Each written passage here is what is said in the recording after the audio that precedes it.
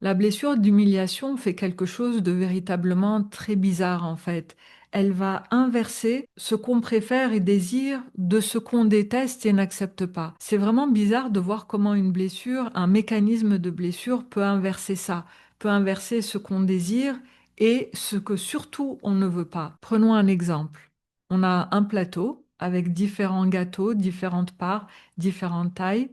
La blessure d'humiliation va faire qu'on va aller choisir le morceau qu'on ne veut pas, au lieu de choisir celui qu'on préfère. Vous voyez l'idée? Ça inverse ce que je préfère avec ce que je ne veux pas.